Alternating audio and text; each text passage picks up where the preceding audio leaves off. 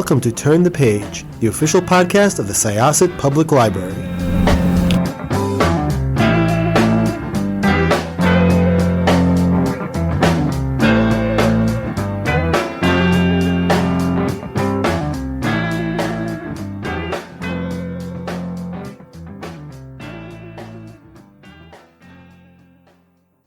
Hi, this is Jessica. This is Sharon.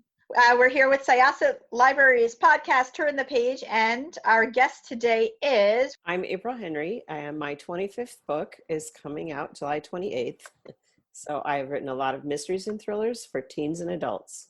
I love mysteries and thrillers. They're awesome. I love your books. I really do enjoy, that particular genre. My mom kind of raised me on mysteries and thrillers because that's what she liked to read. And I'm the young adult librarian at our library. And so I have had your books on my shelves since I started and have always recommended them to the teens. And we're really excited to have you speak with us today. And I am new to the genre, I have to say. I am new to the genre. I am, or was, a complete wimp. Any of those Christopher Pike books or Lois Duncan books that, like, whenever I saw the covers and my friends reading them, I would whimper. But the whole genre found me much later in life, and I absolutely eat it up. And I'm so thrilled to have you here today. Well, the nice thing about mysteries, especially, maybe not so much thrillers, but mysteries is a very big pond. And so there can be mysteries that are humorous, there can be mysteries that are romantic, there can be mysteries that with ghosts, there can be mysteries that are kind of horror. There's a lot of different subcategories, so I think you can find a place that you're always comfortable in. And that's like there's that whole cozy mystery genre for people who want mysteries, but not too much. Right, with the cats and the knitting. but I've transcended that, and now I just want horror. So how did you get into writing mysteries and thrillers? Like, what really got you into it? Well, years and years ago, I had an agent, and I had written a book that was just like a coming of age book. And then I wrote a book that was a family drama, and that got me my agent. And that, again, didn't sell. And then I wrote a book that was historical. And then that didn't sell. And then I wrote another book, and it was about a woman who finds what's probably a long lost Vermeer painting. And my agent said, I'm going to try and sell this as a mystery. And I said, I don't care if you try to sell it as a cookbook.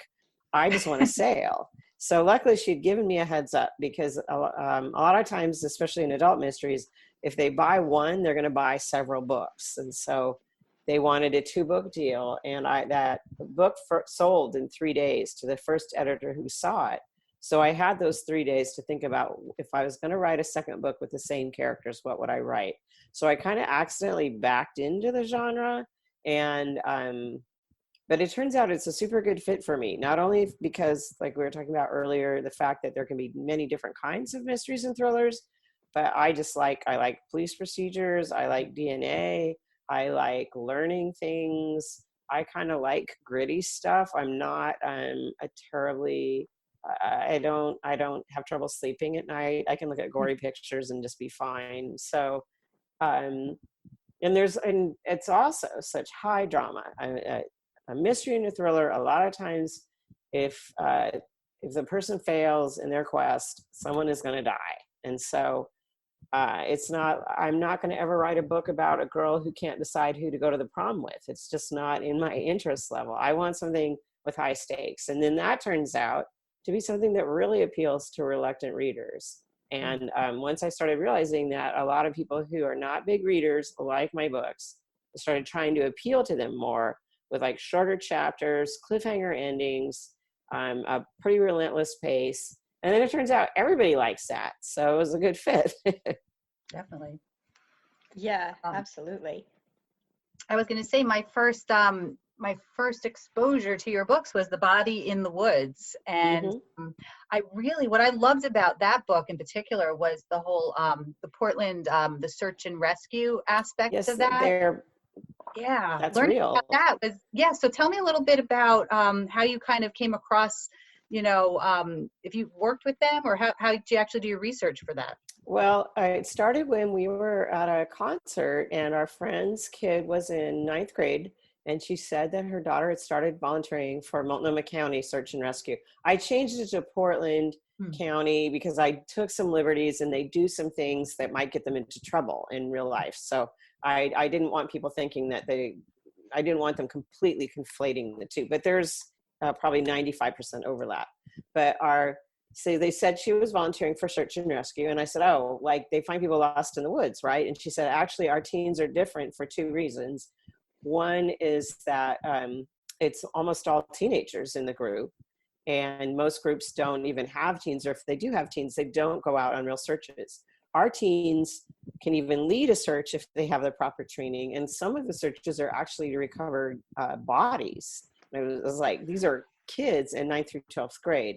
And the second thing that's different is 30 to 40% of what they do is crime scene evidence recovery.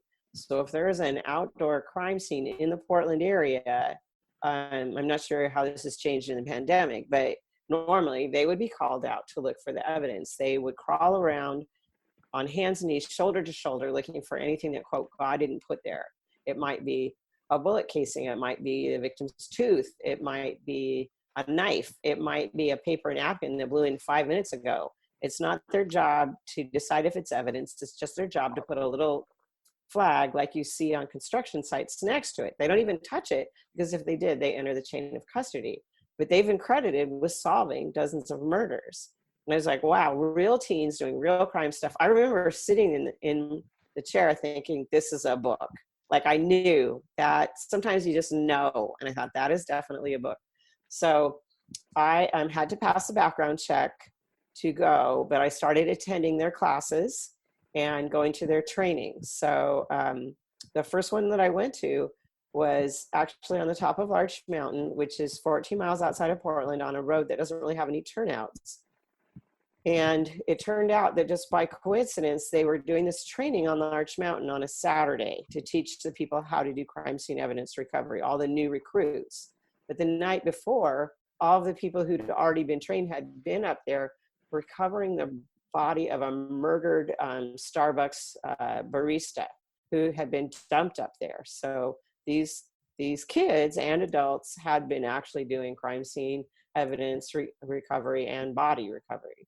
So the kids are probably way more fierce than I was at that age, and most of them tend to go into law enforcement or the medical field. So, and the kids do not have to do body recovery if they don't want to, but it seems like they all do it. So it was just fascinating to me. I love spending time with them. I think That's it really amazing. appeals, yeah, like as far as for teen readers to see, the teens get this like leadership role where they're actually allowed to do, things that they wouldn't normally expect, touching evidence. It's or empowering. things. And, right, exactly. Very empowering for teens to read about it. Yeah, and the fact that it was real. I actually Yeah. got it start with a Boy Scout troop. Probably in the 60s, there was someone lost in Mount Hood, and they had run through all of their searchers for this person who was lost. And then this guy was like desperate, and he was like, does anybody know of anyone that could go out? And they had a Boy Scout troop go out and look, and successfully found the person who was lost. And then it became kind of like a Boy Scout troop. And then over time, it lost its affiliation with the Boy Scouts, and girls were allowed to join. It still has kind of a Boy Scouty feel to it when they start their meetings, like people march in with a flag and there's like a pledge and stuff. But I was just really impressed with them. And the people who do it, they are like their lives revolve around it. Our friend's daughter ended up not only doing it for a year, because she was also a competitive track runner, and it was hard. You don't know when someone's going to go missing. Then you have to be available to come and do the search. So she ended up not being able to juggle both things after a year. Yeah. And they get pulled out of class, like they would, They can miss be pulled school? out of class. That They have to respond within an hour to meet at the sheriff's office and get in a van and go someplace. So they have to maintain their grades and stuff. There has been issues. There was an issue at a school one time though, where the kids are taught that if you see blackberry bushes, the bad guy might think this is a great place to throw the evidence because no one's going to look in here. So their thing is they have to go through it. That's why they wear like what look like climbing helmets, because they might actually have to push their way into some blackberry bushes. And there was a girl who was called out of class by the school guidance counselor, and they said, honey, we know you're cutting yourself. People have seen the scratches on your arms. And she was like, no, I'm on search and rescue, and we had to go through a blackberry bush to find evidence. But yeah, they're just, I was just so impressed with them. That's why I had to write about them. No, I really, that was, like I said, that my first book of yours that I really enjoyed. And then I'm trying to think, the other one, The Night She Disappeared. Okay, so that's the one where Pizza delivery. Right. So like that to me reminded me of a lot of like sort of true crime, where you have these like abductions and they're kind of like the movie Room, right, exactly. You're kind of in a confined space. And The Night She Disappeared was actually inspired by a real case in Oregon. It was about 30 years ago. Oh, wow. And why it stuck in my mind for two reasons. One was that I had worked at a pizza parlor. And the second was that when the guy called and made his fake delivery, he had pizzas delivered to an address that didn't exist. There was a street, but there wasn't that number. It was just a big country road with no places. And so they found the girl's car the next day with the keys in the ignition and her purse on the seat and the pizza boxes scattered on the ground, and they didn't find her. And so it turned out that when he called, he asked, is the girl who drives, or I think it was the orange Volkswagen, working that night? And they said, no, it's a different girl. And it actually thought about it for a second. And they should have said, why do you even care? But so he took that second girl. And I always wondered, what would it be like to be that other girl, to know that this killer had called and wanted you? And the twists in the book are actually taken from real life. There was a person who was a suspect that that ended up dying, and the family did hire a psychic who had completely bogus ideas about what had happened. And in a weird twist, about 2 years ago, I was invited to a library, and the librarian came up to me and said that girl was my cousin. She actually recognized the story, and I was feeling very anxious and nervous, and she had brought the other relatives of this woman. But you know what? They were very appreciative, and they were fine with it. In fact, told me another family story about another murder in their family. So, but that was a little weird. I have moved away. I still use real stories a lot for inspiration, but maybe not as closely. So like my book that's coming out in July, The Girl in the White Van, does start with a real event. There was a kidnapper who was taking girls in my neighborhood, stalking them and driving a van. But I changed around everything that happened in real life. He was killed by the police, but I in my book I made it that he took some girls, but that the girls were not based on anyone real. So it's like a mashup of fact and fiction. But even when I'm writing fiction, I try and make sure that everything is accurate. You know, like if like for this book, I talked to somebody at the DMV about how they keep track of plates. Like I didn't realize that they don't ever list the color of a car in like you could, because they know anybody could paint your car tomorrow. Plus one person's beige is another person's champagne, you know, so there's no point. As we learned 6 years ago with the dress debacle online. Yes. So, yeah, I really, really like to do research. It's my favorite thing to do. Well, you're in good company because librarians adore research. That is true. So I wanted to know when you're writing for, so you've written for both young adults and for adults, correct? Yes. So how do you sort of approach it for each of those different audiences? Like, is there a sort of, is it more just like content? Is it like the way the story is structured? Like what, you know? I actually do not do that much difference for my teens versus my adults. My vocabulary level, I keep absolutely the same. I mean, for me, where I learned vocabulary words was from reading. And also, I tend to have a fairly simple style, I think, because I used to work in healthcare and we had to, for the government, anything that a Medicaid person would get had to have a 6th grade reading level. So I think from that trained me to write fairly simply, but I'll use words that maybe they don't know. And I figure that they will pick it up from context the way that I did. I do make the books shorter. I always aim for about 50,000 words versus maybe 75 or 80 for adults. I don't think I've ever had characters who were explicitly sexually active, and maybe probably weren't sexually active at all. And my adult characters did tend to be, but not in a vivid way. And the violence, I don't know. I feel like violence is more scary if I imagine. There was a Michael Marshall book where the bad guy meets a woman in a restroom who catches him doing something bad. And so that's the chapter end. And then and later in the book, it says the bad guy's driving down the freeway and he opens the window and he throws out the first of Karen, what's her name's teeth. And I was like, oh my God, that's so scary and awful. But he never said what he did to her. So I feel like as readers, you can actually pull back violence. You don't need to describe it. And we will fill it in, and we'll fill it in worse. The monster in the closet is scarier than the monster is out of the closet. Just like in Stranger Things, once I could see the bad things, they weren't as scary, you know? So I think it's better to utilize the reader's imagination. But in terms of, I think the things around it are different. Librarians are much more vital to YA than they are for adult books, because teens are kind of figuring out what they like to read.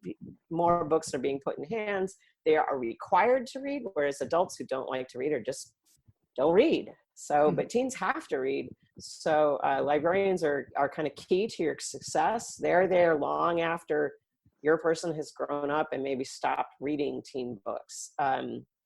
I think there's more outlets for short stories and anthologies maybe than there are for adults. And I think adult publishing gives you a very limited time to show your book as a success. They will look at maybe 10 to 12 weeks. And whereas teen books, the publisher realizes that, hey, maybe a year from now, you're going to be on the Texas State reading list. You know, maybe 2 years from now, I'm 3, 4.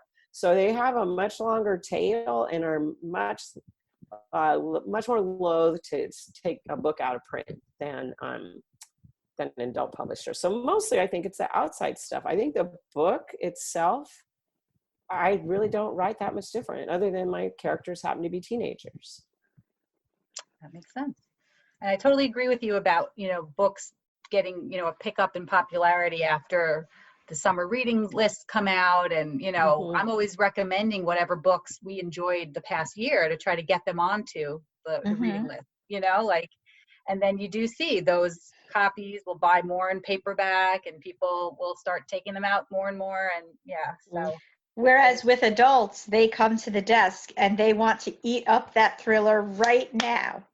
And then if that thriller isn't digested and they haven't consumed that, there's another one in a week. So I do see what you're saying with that. There's a lot more immediacy when it comes to the adult audience. And adults, I think, are more aware of pub dates. You know, they might be like, oh, well, that book came out 5 years ago. It's old. And, you know, kids are still reading Lois Duncan. I think they rewrote them all so that the kids had cell phones, so they seemed a little bit more timely. But new covers. Very interesting better. because just like, really quickly, Lois Duncan had like an actual true crime tragedy in her Yeah, her own life daughter. with her daughter. And before she passed away, she did, I think, like a BuzzFeed article. There was a BuzzFeed article about it where she engaged with people about the situation. And so many people couldn't understand why her daughter didn't just call on the cell phone and then had to be reminded that there were no cell phones when this happened. Mm-hmm. Yeah. So Yeah, my agent actually sold the rights to I Know What You Did Last Summer, and she didn't. My understanding is she did not like how the movie turned out. she was pretty vocal about that. Are there any rights to any of your books? Yes, everything is dead in the water right now It's because obviously difficult, there's yeah. no filming, unless you do something where everybody is supposedly on Zoom all the time. I know that they're looking at how to possibly film books more safely, like by like they're kind of talking about sports or something. Could you just make all the people be in quarantine together? And but the Girl Stolen, which was probably my most popular YA about a blind teenage girl who gets kidnapped, that has been under option for a long time. And that guy just recently optioned it again. He's had paid for a couple of screenplays to be done. And so I've seen those. And he was talking to a director last I heard, but I think, again, everything is slowed down. Body in the Woods and Blood Will Tell have been optioned by a guy who would really like to make them into like a Netflix series. And again, he emailed us at the beginning of the pandemic and was like, nothing is happening right now. We're just going to have to wait. So we gave both of them actually.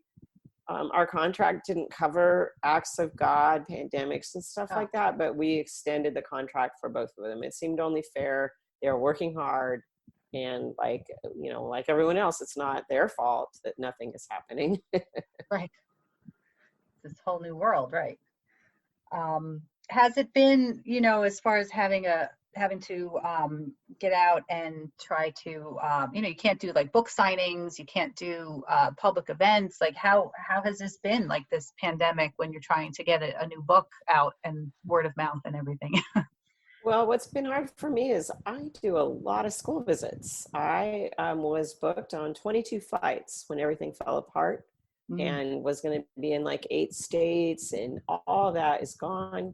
There are still people who are hopeful for events in like October. I personally feel like those will cancel too. So I miss seeing the people that I write for. I miss seeing teens. I just right before we started talking, I finished making a little iMovie about the book, and maybe I can spread that around. But it's definitely limited things and made things more online. But I miss the personal connection. I miss actually talking to the shy teen who is not maybe even going to be able to email me, but will come up to me after I'm done speaking and I'm signing books and talk to me about how they want to be a writer too. I mean, those are the people that really touch my heart, are students who say they never read, but now they're reading because of my books, or the students who want to write. Because I think if I had felt that writing was something that real people did, which I did not, I felt like it was like magical unicorns or something, I think I would have been a writer a lot sooner. So I try and encourage them to not give up and to read a lot. And really, it's not even the best writers who get published. It's the ones who don't give up. That's who gets published. Perseverance, right? That's what it's all about. Exactly. Were there any authors that inspired you when you were looking to start out? Yeah. So I really loved, there was a book I loved called The Silver Crown by Robert C. O'Brien. He wrote Mrs. Frisbee and the Rats of Nim, which more people are familiar with because I think it was an animated movie. But The Silver Crown, it still holds up. I read that in like probably 1968. And it's about, now there wasn't really YA back then, but it could be read as a YA. It's a girl who wakes up on, I think, her 10th birthday, so that makes her kind of young, but it's a thick book, so that's more like YA, and there's a crown next to her on the bed, and she kind of accepts it. She goes out into a wooded area by her house. And when she comes back, her entire house is burned down and it looks like her family is dead. And then she's on the run with this crown. There's evil. I love that book so much. And when I first started getting published, I looked up Robert C. O'Brien. I wanted to reach out to him and thank him. And unfortunately, he had died like 3 years previously. But when I was 12, I don't know if you guys know this, but when I was 12, I wrote Roald Dahl. And I sent him a short story. And he sent me back, so you guys can see it. You have it. He sent me back this postcard Awesome. telling me how much he liked my story.